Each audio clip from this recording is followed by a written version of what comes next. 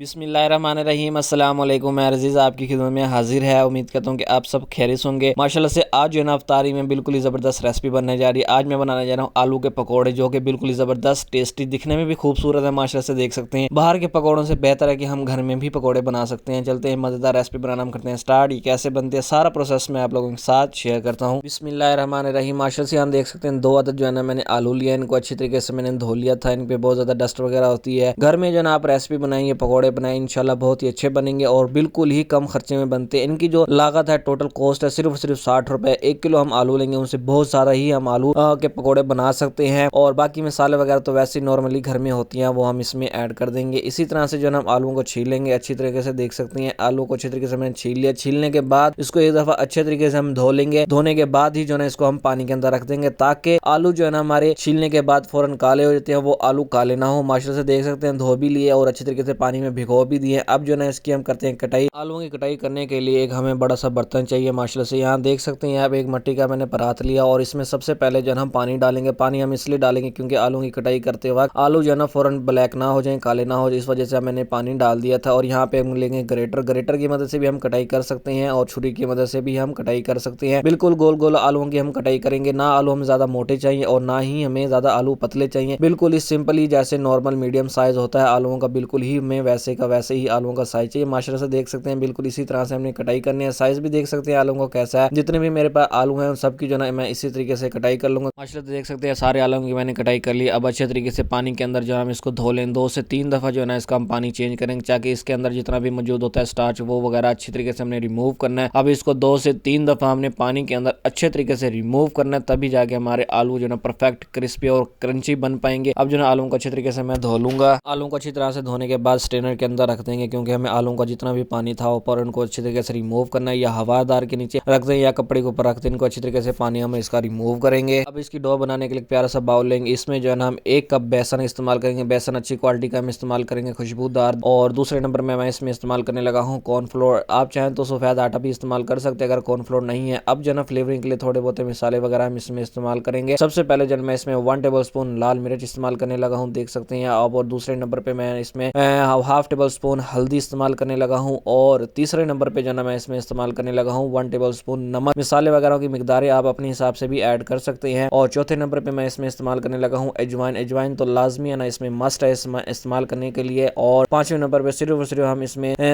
हरी धनिया इस्तेमाल करेंगे, जो कि मोटी कटी हुई धनिया है, जो कि खूबसूरती के लिए बिल्कुल ही बेहतरीन है। माशाल्लाह से सिर्फ और सिर्फ यही चीजें ही हमने इसमें इस्तेमाल करनी थी। अब वेजिटेबल को अच्छे तरीके से मिक्स कर लेंगे और इसका जो बैटर है वो हमने थोड़ा सा ही गाढ़ा रखना है, ना ज्यादा पतला करना है ना ज्यादा गाढ़ा करना है। जैसे मीडियम साइज होता है बिल्कुल वैसे ही हमने इसका बैटर रखना है। माशाल्लाह से बहुत ही जबरदस्त ये रेसिपी बनती है। अगर अभी तक आप लोगों ने मेरा चैनल सब्सक्राइब नहीं किया तो सबसे पहले मेरा चैनल सब्सक्राइब कर लें, ताकि कल को न्यू आने वाली वीडियोस आप लोगों तक आसानी से पहुंच जाए। आप लोगों ने ये रेसिपी जरूर ट्राई करनी है अपनी अफ्तारी में, इंशाल्लाह आप लोगों को बहुत ज्यादा पसंद आएगी। दिखने में भी माशाल्लाह से बिल्कुल ही जबरदस्त है और खाने में टेस्ट फुल है। माशाल्लाह से बाहर के जो पकौड़े होते हैं उनसे आप परहेज किया करें, क्योंकि वो ऑर्गेनिक नहीं होती, इनऑर्गेनिक चीजें होती हैं। जो घर में हम खुद चीजें बनाती हैं वो हमारी आंखों के सामने चीजें बनती है, साफ सुथरी चीजें बनती है। माशाल्लाह से कोई भी चीज हो रेसिपी देखें यूट्यूब पे, आप लोगों ने घर में जरूर ट्राई करनी है। माशाल्लाह से हर चीज आप ट्राई करें, इंशाल्लाह माह रमजान में हर चीज आप लोगों की परफेक्ट बनेगी और टेस्टी बनेगी। बिल्कुल इसी तरीके से आप लोग रेसिपी बनाए, इंशाल्लाह अच्छी बनेगी। देख सकते हैं यहाँ पे हम थोड़ा थोड़ा पानी डालते आएंगे और बैटर को अच्छी तरीके से मिक्स करते आएंगे। अब जो है ना इसका बैटर बिल्कुल ही जबरदस्त बन गया। माशाल्लाह से यहाँ देख सकते हैं बिल्कुल इसी तरीके से हमने इसका बैटर बनाना था, ना ज्यादा गाढ़ा है ना ज्यादा पतला, बिल्कुल ही मीडियम साइज का। इसको चेक करने का सिंपली तरीका यही है कि एक आलू का टुकड़ा उठाएंगे और उसको बैटर लगाएंगे। देख सकते हैं बैटर जो है अच्छे तरीके से चिपक गया, बैटर जो है नीचे रिमूव नहीं हो रहा, तो समझ जाए हमारा जो बैटर बिल्कुल परफेक्ट तरीके से बन चुका है। अभी भी हम इसमें एक चीज और डालेंगे, वो हम लास्ट में डालेंगे। यहाँ देख सकते हैं प्यारी सी कढ़ाई रखेंगे, उसमें डालेंगे हम घी। घी को